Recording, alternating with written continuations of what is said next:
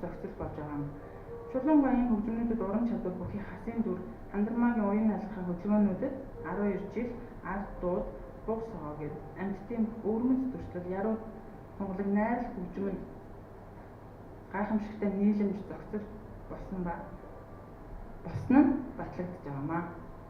Баярлалаа.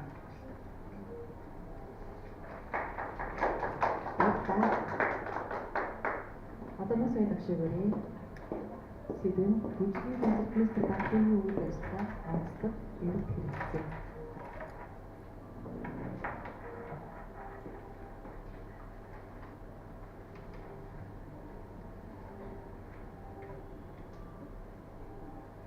За сайн мэцэн та бүхэнд төрөмгийн хүргэе.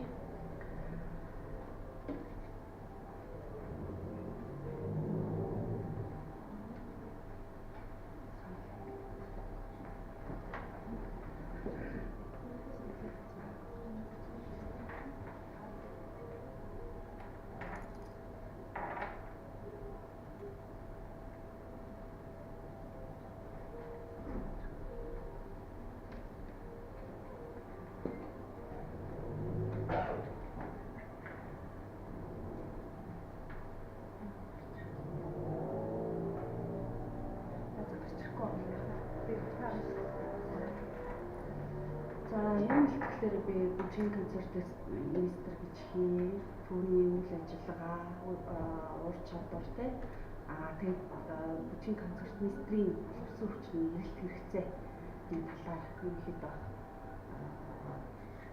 тэгээд тодорхойлохыг хичээсэн. За 20-р зууны дунд үеэс Монголын засгийн газрын урилгаар зөвлөлт холбоот улсаас манай мэргэжилтэн багш концертмистрүүд нэлээдгүй ирж ажилласан.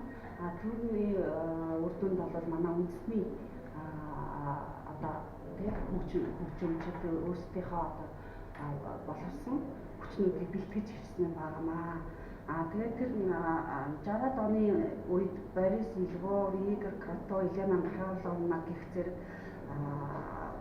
хөгжимчид концертмистрүүд ажиллаж байсан бол 70-аад оноос Лидия Андреевна Ореховнаар хөгжим болон дуулаачийн концертмистрүүдээр ажиллаж байсан. Бүжгийн концертмистрүүдээр орол Гельферт гэдэг еврей үндэстэн, Мазманов, Насулханя, Абрамсон, Ксянцовский гэх мэт одоо мэргэжилтэн багш нар ажиллаж байсан байгаа. Тэгээ үүний зэрэгцээ манай анхны үндэсний одоо концертмистрүүд бий болсон юм байна. Түүнээс дурдах юм бол одоо Түрэг даваа шагдар сүрэн жамснаар ажиллаж байсан түүхтэй байгаа.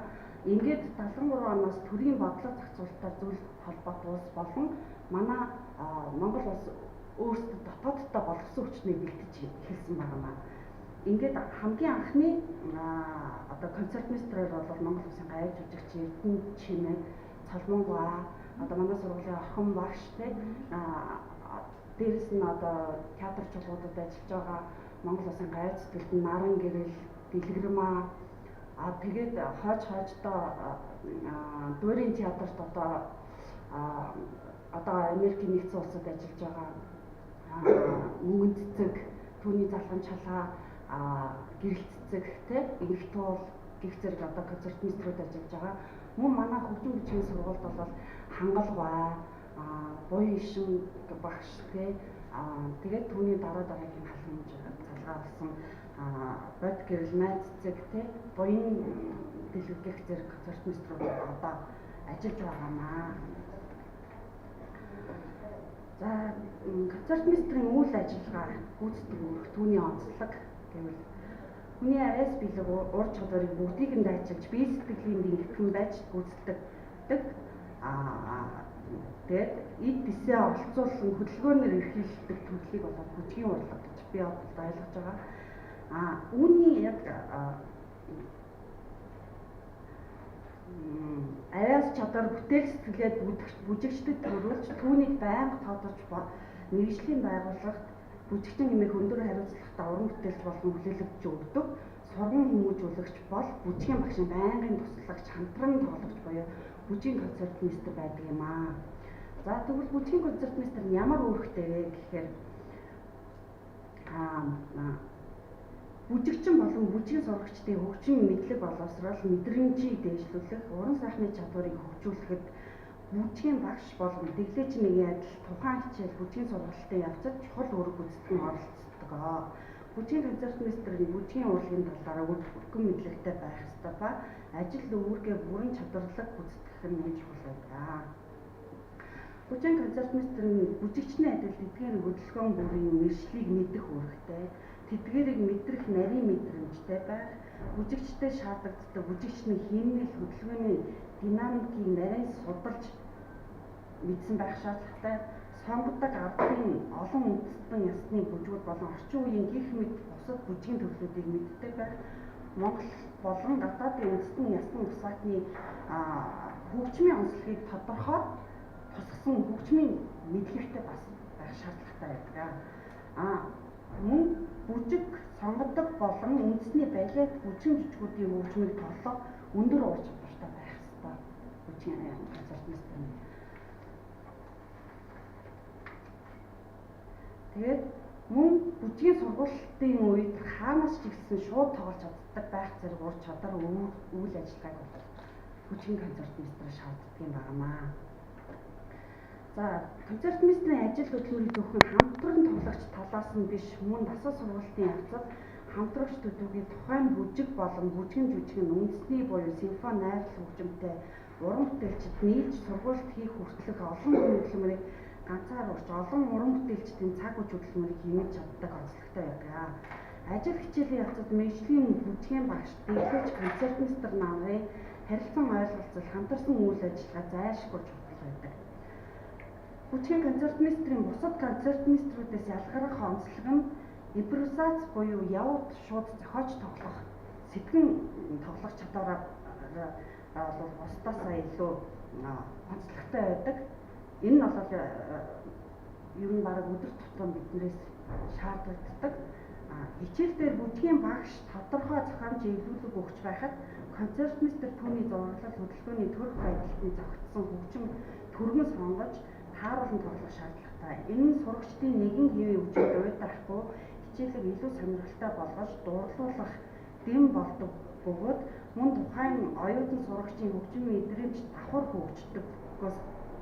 хөгжих онцлогтойгоос гадна мэргэжлийн багш оюутан сурагчдад шинээр комбинац өгөхөд тусалдаг бол бүжиг дэглэгчийн хувьд тухайн хөгжмийг сонсоод бүжгийн утга санаа илэрхийлэх үйл ажиллагаанд нь тус болдог онцлогтой байдаг юм аа.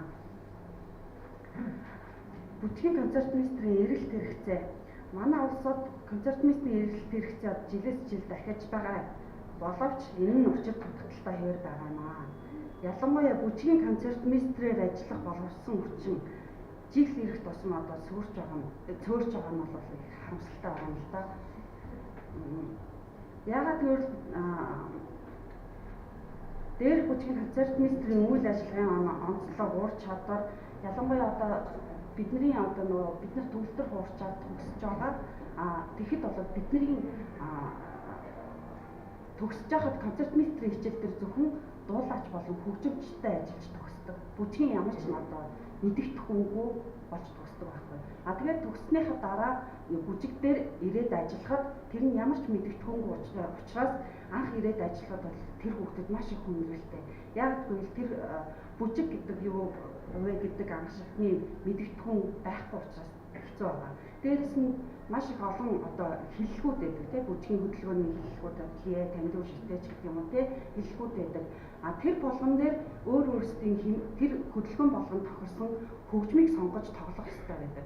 Гэтэл тэр нь бол одоо тэр хүүхдэд бол маш их энэ одоо юу гэдэг уг нь бол бүжгийн хөгжим одоо төчлүүрийн дэрэгдэх заалны голд ингээд өсрэлт эргэлт гэсэн нэг дөрвөн төрлөөр тоглож байгаа боловч нөгөөх нь одоо